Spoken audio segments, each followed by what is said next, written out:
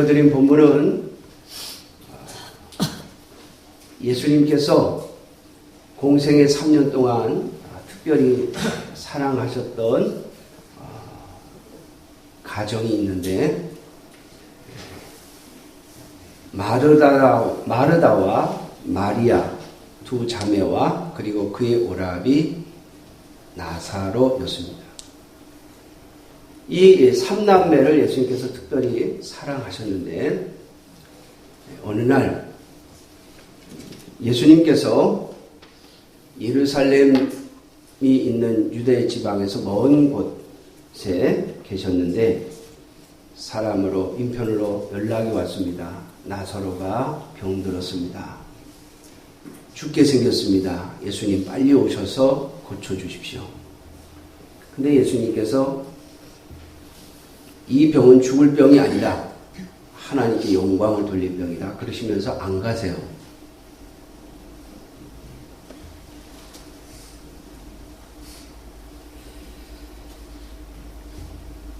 그리고 얼마 있다가 한 이틀 정도 더 계시다가 제자들에게 다시 유대로 가자.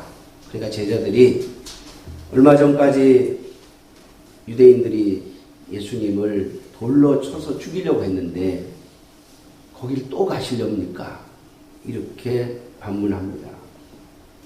그랬더니 예수님께서 나사로가 잠들었다. 우리가 깨우러 가자. 제자들이 아니 잠들었으면 병이 나은 것 아닙니까? 왜 가시려고 합니까? 그랬더니 예수님께서 나사로가 죽었다. 그리고 가자 그럽니다. 제자들은 유대인들이 또 돌을 들어서 예수님을 칠까봐 그게 겁이 납니다. 그런데 도마라고 하는 제자가 우리도 주님과 함께 죽으러 가자. 돌에 맞더라도 따라가자 하면서 이 나사로의 집인 베다니까지 따라갑니다. 자, 예수님이 도착하시자 두 여동생 중에 마르다가 쫓아나오면서 예수님을 맞이하면서 이렇게 말하면서 예수님이 여기 계셨더라면 내 오빠가 내 오라버니가 죽지 아니하였을 것입니다. 이 말 속에는 예수님에 대한 원망이 들어있죠. 왜 빨리 안 오셨냐는 거예요. 우리가 연락한 지가 한참 됐는데 예수님이 연락받고 바로 오셨으면 나사로가 살아있을 때 오셨을 텐데 소식을 듣고 이틀을 더 계셨고 그리고 나사로가 죽었다라고 말씀하시면서 이 베다니에 오셨는데 죽은 지 4일이 됐어요. 그러니까 예수님이 6일 정도를 지체하셨다고 볼 수 있겠죠. 아무튼 예수님이 빨리 오셨으면 우리 오라버니가 안 죽었을 텐데. 그랬더니 예수님께서 그러면서 예수님께 이렇게 말합니다. 나는 오늘 22절에 그러나 나는 이제라도 주께서 무엇이든지 하나님께 구하시는 것을 하나님이 주실 줄을 아나이다. 근데 여러분들처럼 이렇게 아멘 하시면 참 좋겠는데 마르다는 아멘 한 것이 아니라 I know 한 거예요. I believe 한 게 아니에요. I know. 내가 압니다. 예수님이 뭘 구하시든지 하나님이 다 들어주실 줄은 내가 알고 있습니다. 근데 예수님이 뭐라고 하시냐면요. 그래? 내가 기도하면, 내가 구하면 하나님이 뭐든지 다 주실 줄을 네가 알아? 내 오라비가 살아날 것이다. 그랬더니 마르다가 24절 말씀에 또 이렇게 말하죠. 마지막 날 부활 때에는 다시 살아날 줄을 내가 아나이다. 마르다가 또 I know 합니다. 내가 압니다. 우리 오라버니가 부활 때 살아날 건 내가 압니다. 근데 예수님께서 그런 마르다에게 나는 부활이요 생명이니 나를 믿는 자는 죽어도 살겠고 무릇 살아서 나를 믿는 자는 영원히 죽지 아니하리니 이것을 내가 믿느냐? 네가 아는 것 말고 이걸 믿느냐라고 물으십니다. 그랬더니 마르다가 대답합니다. 내가 믿습니다. 그 다음에 무슨 말이 나와야죠?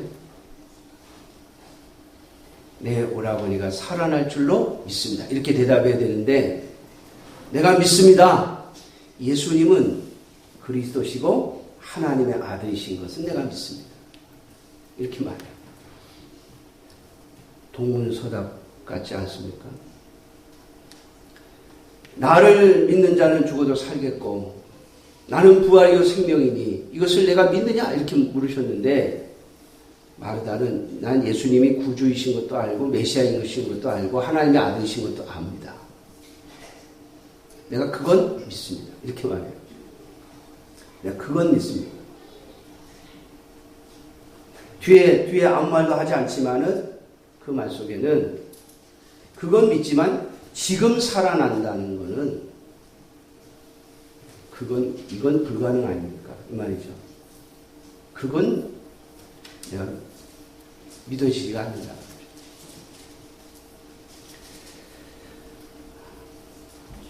지금부터 17년 전에 그런 일이 있었습니다.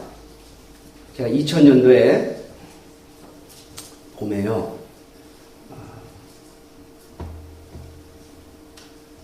저희가 1998년도에 옹벽을, 여러분들 이 예배당이 가지고 있는 이 옹벽을 딱 공사가 끝나고 난 다음에 여기는 그냥 마당이었습니다. 예배당은 저쪽 2층 건물 있는 쪽이 예배당이 있었고 마당에 나무 있는 쪽에 사택이 있었기 때문에 여기는 그냥 매립을 해서 마당이에요. 근데 이 마당을 쳐다볼 때마다 제가 저걸 하나님이 왜 하라고 했을까? 왜냐하면 이 옹벽 공사하고 여기 매립하고 그 다음에 울타리 치고 하는 이 공사를 할 때 굉장히 힘들었거든요. 동네에 한 분이 올라와가지고 왜 옹벽을 높게 치느냐고 어르신 한 분이 올라와서 막 막대기 지팡이를 가지고 막 뭐라고 하시고 난리를 치시고 막 소리를 지르시고 그런 거 다 감수하면서 공사가 끝났는데 공사비를 갚는데도 너무 힘들었어요. 그래서 제가 이 마당을 볼 때마다 저걸 왜 하라고 하셨을까? 아니 교인 겨우 한 15명 조금 넘게 모이는데 아니 15명이 무슨 뭐 운동장을 쓸 일도 없고 애들도 아니고 어른들 15명 나오는데 도대체 그 당시에는요 교회 마당에 들어온 차가 딱 3대였어요. 3대. 우리 신장로님네 차, 전에 계시던 한상호 집사님이라고 하는 분 차, 교회 차하고 딱 차 3대면 돼요. 지금처럼 뭐 주차할 데가 없어서 쩔쩔매는 데도 아니에요. 그러니까 저걸 왜 하라고 해가지고 내가 저것 때문에 1년 동안 얼마나 제가 마음고생을 했는지 몰라요. 몸도 힘들었고 저걸 왜 하라고 하셨을까? 그런데 제가 2000년쯤에 새벽에 기도하는데 그런 생각이 들더라고요. 아, 나중에 우리 교회가 예배당을 지으면 저 자리구나 하는 생각이 번쩍 들었어요. 아, 나중에 예배당을 짓게 되면 자리가 저기여야 되는구나. 저희 교회 딱 구조상 자리가 이 자리인 거예요. 그때 제가 저기 예배당 지을 자리로 하나님이 만들어 놓으신 거구나 하는 깨달음이 저한테 왔어요. 그래서 제가 2000년 1월부터 1999년도에 제가 깨달은 거예요. 그래서 2000년 1월부터 우리 성도들에게 건축원금을 모아놓자 그랬어요. 제가 하라고 안 하고, 저는 헌금하라고 잘 얘기 안 하는 편인데, 제가 건축원금 하라고 안 하고, 왜냐면 다 연세 드신 분들인데 뭐 건축원금 할 형편이 안 되니까. 또 성도님들 제가 그때는 몇 안 되시니까 가정의 어떤 형편인지 어느 정도 수입을 가지고 사시는지를 다 이렇게 알다 보니까 헌금하라는 말도 안 못하겠더라고요. 그때 제가 2000년 초부터 1월부터 구역 모임 헌금, 구역 예배 헌금을 모아놓읍시다 그랬어요. 그걸 왜 모으냐고 그래서 나중에 예배당을 지으면 저 자리가 예배당 자리인데 저도 자신 없고 여러분들도 자신 없죠. 그러니까 나도 언젠가 이 교회를 떠날 텐데 내가 떠나기 전에 벽돌 값이라도 좀 모아놓고 갔다는 소리를 듣고 싶습니다. 그래도 전에 있던 목사님이 뭐라도 조금 모아놓고 갔다 그래야지 교회 그냥 거지처럼 아무것도 안 남겨놓고 갔다 이러면 제가 떠나고도 좀 마음이 불편할 것 같았어요. 그러고 나서부터 제가요, 저희 집사람하고 어디 갔다 오면 예배당에 이렇게 지어져 있는 데 보면 들어가는 거예요. 저희 집사람이 거기 왜 들어가냐고. 예배당을 좀 구경하자. 그걸 왜 구경하냐고 그러더라고요. 근데 언젠지 모르지만은 예배당을 하나님이 지어주실 텐데 뭐 조감도라도 하나 그려놔야 되는 거 아니에요. 우리 성도들이 기도하려면 조감도라도 하나 놓고 기도해야 되지 않겠냐. 그래서 여러 교회를 이렇게 보고 교회 모양이라도 하나 그려놓고 싶어서 제가 기회만 되면 어디 갔다 오는 길에 예배당이 좀 멋있는 예배당이라든지 아니면 새로 지은 예배당이 있으면 들어가서 구경을 했어요. 저희 집사람이 쓸데없는 짓을 한다고 그러더라고요. 뭐 당장 지을 것도 아니고 뭐 앞으로 지을 것도 안 보이고 저도 안 보였어요. 제가 보였겠어요? 안 보였어요. 저는 안 보였는데 기도하다가 이게 예배당 자리다라고 하는 생각이 딱 들자 그 뭐라도 그림이라도 하나 그려놨으면 그래서 우리 연로하신 성도님들이 뭐 그림이라도 하나 쳐다보고 하나님 우리가 이렇게 해서 벽돌값이라도 모으고 있습니다. 이렇게 기도하게 하려고. 그런데 그 그림을 그리기도 전에 하나님 예배당을 다 지어버리셨어요. 여러분, 제가 이 말씀을 드리는가 하면요, 우리의 믿음은 너무나도 연약한 것 같아요. 저도 몰랐어요. 이렇게 하실지. 여러분, 오늘 본문에 마르다가 나오는데 자기 오라비 나사로를 살려줄 줄 알았겠어요? 몰랐어요. 그러니까 예수님이 내 오라비가 살리라 그렇게 말씀하시는데도 뭐라고요? 내가 아는 건 이겁니다. 내가 이건 압니다. 부활 때 살 거는 압니다. 예수님이 원하시면은 하나님이 다 들어주신지는 압니다. 그런데 여러분, 아는 것과 믿는 것은 달라요. 물론 모르고 믿을 수는 없어요. 우리가 모르는 것, 내용도 모르고 무조건 믿는 것, 그건 맹신이에요. 그래서 그리스도인들은 하나님의 말씀을 또 보고 하나님의 말씀을 또 듣고 해야 돼요. 그러나 아는 것에서 멈추면 안 돼요. 오늘 마르다는 계속해서 나는 압니다 그래요. 근데 예수님은 뭐라고요? 믿어라, 믿느냐 이렇게 물어보세요. 사랑하는 성도 여러분, 아는 것은 우리의 머릿속에 지식 속에만 들어있지만 믿는 것은 우리로 움직이게 만듭니다. 믿습니까? 아멘. 믿는 것은요, 우리로 움직이게 만듭니다. 내가 무엇을 믿느냐에 따라 무엇을 할 것인가가 결정됩니다.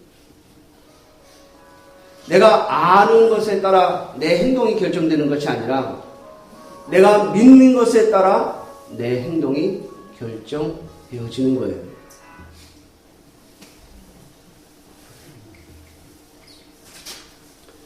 그러므로 사랑하는 성도 여러분, 내가 아직 아는 것이 없다면 내가 무엇을 알아야 하는지를 살펴보는 여러분들이 되시기를 주님의 이름으로 축원합니다. 알아야 믿죠. 하나님은 우리에게 아무것도 알려주지 않고 그냥 믿으라고 하시는 분이 아니에요. 그냥 뒷곁에 가서 두 손만 비비면 알아서 해주시는 그런 하나님이 아니에요. 우리는 조상 때부터 그런 걸 섬겨왔죠. 뒷뜰에 가서 정한수 떠놓고 빌면 돼. 그 신이 뭘 원하는지, 그 신이 어떤 신인지, 어떤 내용을 가지고 있는지 알 필요 없어. 그냥 가서 그냥 천지신명께 비는 거예요. 내가 원하는 것을 이루어달라. 그런데 우리가 믿는 하나님은, 우리가 믿는 예수님은 그냥 무조건 믿는 예수님, 무조건 믿는 하나님이 아니에요. 우리는 분명히 주 예수를 믿으라 그렇게 말합니다. 그러나 그 예수가 누구인지, 그분이 원하시는 것이 뭔지, 그분이 무슨 일을 하셨는지 알고 믿으셔야 합니다. 그러므로 예수님에 대하여, 하나님에 대하여 끊임없이 알아가는 저와 여러분들이 되시기를 주님의 이름으로 축원합니다. 그러나 아는 것에서 멈추지 마십시오. 우리의 신앙은 아는 것에서 멈추면 우리로 아무것도 할 수 없게 합니다. 그저 우리의 지식만 가득 차는 거죠. 그러므로 믿음이 없이 지식만 가득 들어있는 사람이 하나님의 교회 안에서는 제일 위험합니다. 왜? 아는 건 많은데 믿음은 없어요. 아는 건 많아요. 제가 인천에 있을 때 초등학교 4, 5, 6학년 아이들을 한 3년 가르쳤습니다. 교육전사로.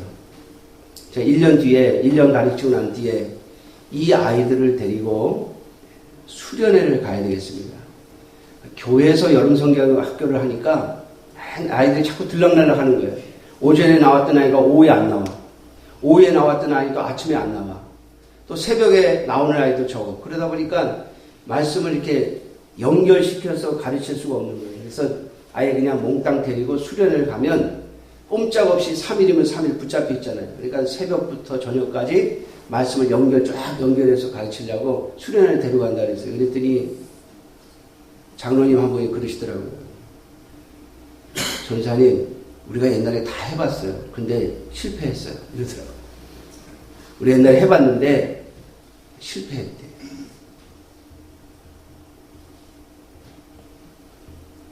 근데 제가 좀 고집을 피워가지고 아이들을 데리고 나갔어요. 그 뒤로 꽤 오랜 해 동안 초등학교 4학년, 4, 5, 6학년 아이들은 매년 수련을 나갑니다. 가서 아이들이 은혜를 받고 아이들이 변화가 되고 아이들이 성장하는 그런 모습을 보니까 말이죠. 여러분, 알기만 하고 믿지 아니하면 하나님의 교회는 굉장히 위험한 존재가 됩니다. 오늘 마르다, 나는 압니다, 나는 압니다 그랬는데 그것이 주님께는 아무런 반응을 일으키지 못합니다. 오히려 주님은 이 마르다에게 묻습니다. 내가 믿느냐? 사랑하는 성도 여러분, 오늘도 예수님은 저와 여러분들에게 동일하게 물으십니다. 내가 믿느냐? 내가 너에게 이것을 알게 해줬고 이것을 알게 해줬고 네가 성경을 통해서 하나님의 말씀을 이렇게 알았는데 믿느냐라고 물으시는 겁니다. 사랑하는 성도 여러분, 믿고 움직이는 주의 자녀들이 되시기를 주님의 이름으로 축원합니다. 오늘 이 말씀을 통해서 저와 여러분들이 한 가지만 더 알기를 원합니다. 예수님께서 이것을 믿느냐라고 물으실 때 이것은 바로 부활을 말씀하시는 겁니다. 내가 부활을 믿느냐라고 물으셨는데 오늘 마르다는 뭐라고 대답합니까? 주는 그리스도시요 세상에 오시는 하나님의 아들이신 줄 내가 믿나이다. 여러분 이거 어디서 본 말씀 아니에요? 비슷하죠? 마태복음 16장에 가면 예수님께서 제자들에게 너희는 나를 누구라 하느냐 그렇게 물을 때 베드로가 주는 그리스도시요 살아계신 하나님의 아들이십니다 라고 대답했죠. 여러분 이것은 우리의 신앙의 시작입니다. 예수님께서 그리스도이시며 하나님의 아들이심을 믿는 것, 이것이 믿어지는 것은 우리의 신앙의 시작입니다. 이것이 믿어지지 않으면 우리는 신앙생활을 온전히 할 수 없습니다. 왜냐하면 예수님이 주님이시고 예수님이 구원자이시고 예수님이 하나님의 아들이심을 믿지 못한다면 우리의 신앙은 어디에 서 있겠습니까? 이것은 우리의 신앙의 시작입니다. 그런데 많은 성도들이 이것만 붙잡고 죽을 때까지 살고 싶은 거예요. 왜? 여러분, 우리가 진짜 힘든 게 뭐죠? 행동으로 옮기는 거예요. 행동으로 옮기는 거예요. 인정하고 받아들이고 믿는다고 하는 거, 믿어지는 거, 그거는 쉬워요. 왜? 그것은 나에게서 나오는 것이 아니기 때문에. 그것은 나에게서 나오지 않습니다. 하나님이 주신 선물입니다. 그래서 예수님은 베드로에게 말씀하시죠. 바요나 시몬아 내가 복이 있도다. 이것을 알게 하는 것은 하나님이시다. 내가 아니다. 이렇게 말씀하세요. 예수님이 그리스도이시며 하나님의 아들이심을 믿어지는 것, 그것은 하나님의 선물이며 은혜입니다. 그러나 여러분, 이것만 저와 여러분들의 신앙이, 우리의 신앙이 부활을 믿는 데까지 가야 합니다. 이것이 우리의 신앙의 목표입니다.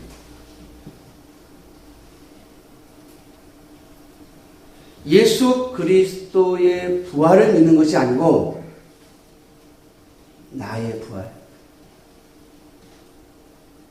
예수님이 마르다에게 내가 십자가에 죽고 3일 만에 부활할 것이다 라고 하는 것을 내가 믿느냐 이렇게 물어보신 게 아니에요. 뭘 물으신 거죠? 너의 오라비가 다시 살 것을 믿느냐 이 말이에요. 나는 부활이요 생명이니 나를 믿는 자는 죽어도 살겠고 무릇 살아서 나를 믿는 자는 영원히 죽지 아니할 것이다. 그러니 내가 너의 오라비가 살겠다고 했으니 그것을 내가 믿느냐 이 말이에요. 다시 말하면 이 말씀은 오늘 저와 여러분들에게 너의 부활을 믿느냐. 여러분 여기에 가려면 우리가 아는 것이 아니라 믿는 자리까지 가야 된다고 말씀드렸습니다. 제가 전에도 한번 말씀을 드렸죠. 우리 교회 예배당 지을 때 큰 헌금을 하신 장로님이 자살한 사람 목매달린 거 보시더니 별장에 몇 달을 오지 않으셨어요. 가끔 한 달에 한두 번, 두 달에 한 번 정도는 오셨었는데 한 6개월 이상을 안 보이셨어요. 오시면 꼭 우리 교회를 들리셨는데 안 오시는 거예요. 그래서 무슨 일이 계신가. 좀 전화해보고 싶어도 도움을 받은 입장이라 또 또 도와달라고 전화하나 싶을까 해서 그냥 기다리고 있었는데 한 6개월, 7개월 지나서 오신 거예요.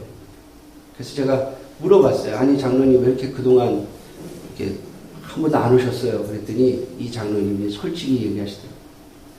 그때 그걸 보고요 무서워서 사람이 목 매달리는 걸 보니까 무서운 마음이 들어서 여기 못 오겠더래요. 자꾸 오면 생각이 나고. 그래서 제가 또 거꾸로 물었죠. 그럼 어떻게 오셨습니까 지금은? 그랬더니 그 해에 부활절 예배를 드리면서 부활이 믿어지더래요.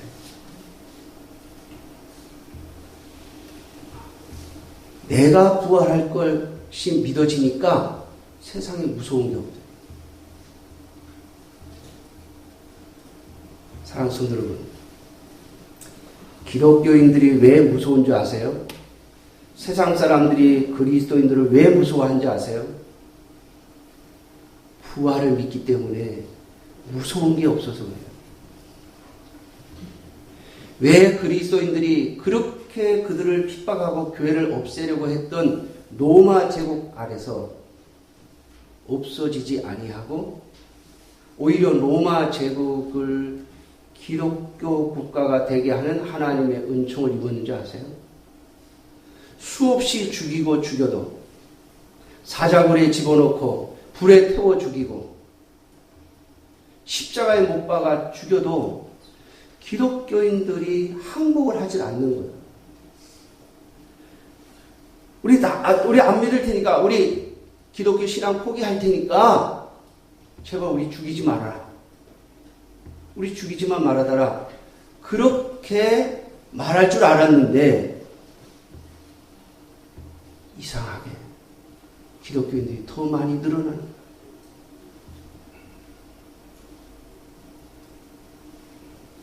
사랑하는 성도 여러분,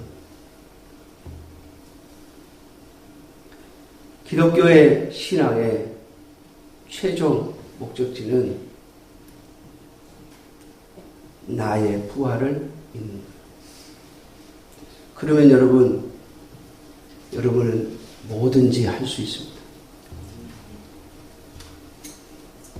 예수님이 우리에게 그것을 물으시는 거예요.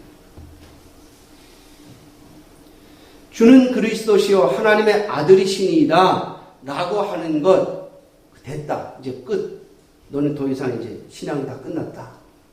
내가 줄 은혜와 복만 남았다. 아니에요. 예수님이 그리스도이시며 하나님의 아들이심을 믿는 것, 그것은 우리의 신앙의 시작입니다. 우리의 신앙의 끝은 난 죽어도 산다. 이 세상의 그 무엇도 하나님의 사랑에서 나를 끊을 수 없다. 내가 죽어도 그것은 죽는 것이 아니다. 사랑하는 성도 여러분,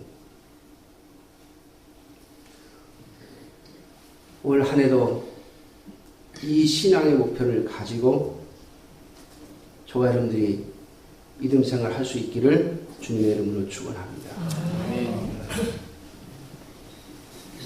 예수님은 이걸 물으시고요. 그리고 나서 나사로가 살아나는 것을 보여주십니다.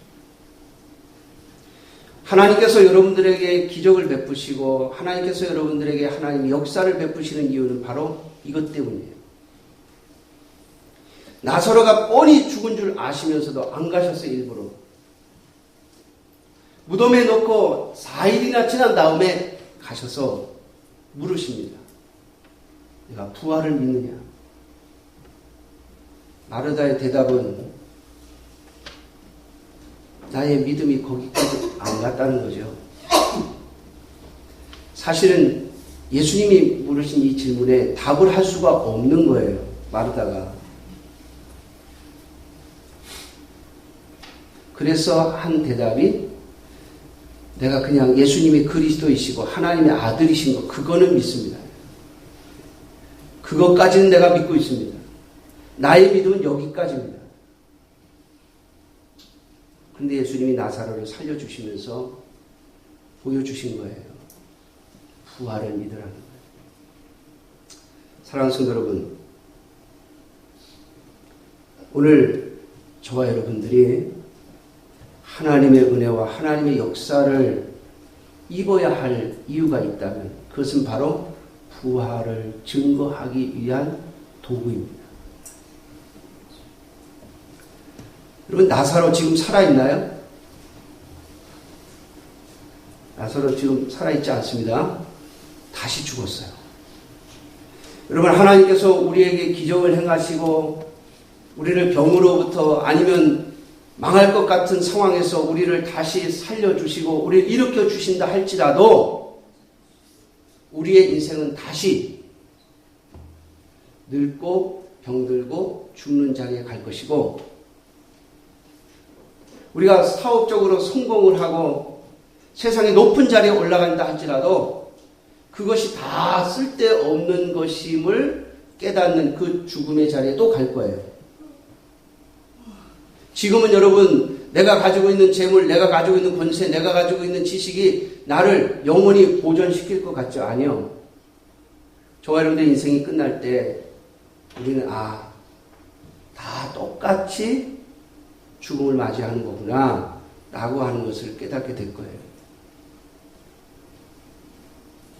그럼에도 불구하고 왜 예수님께서 저와 여러분들을 병든 자리에서 일으키셔야 하고 저와 여러분들이 고난받는 자리에서 일으켜 주셔야 되고 내 사업이 망한 자리에서 다시 일으켜 주셔야 합니까? 어차피 다시 그 자리로 갈 건데, 그렇지 않습니까? 다시 그 자리로 갈 건데.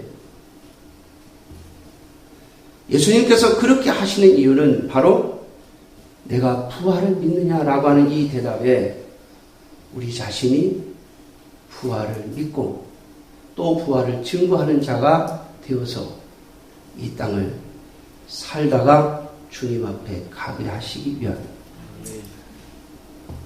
오늘 예수님께서 마르다에게 하신 이 질문이 오늘 저와 여러분들에게 하시는 질문이 되어지고, 그리고 저와 여러분들 인생의 신앙의 목표점이 나는 오늘 죽어도 주님이 다시 살릴 것이다. 나는 반드시 부활할 것이며 내 인생은 이 땅에서 끝나는 것이 아니라고 하는 참된 부활의 신앙에 이르러 살다가 주님께 가는 저와 여러분들이 되시기를 주님의 이름으로 축원합니다. 기도하겠습니다.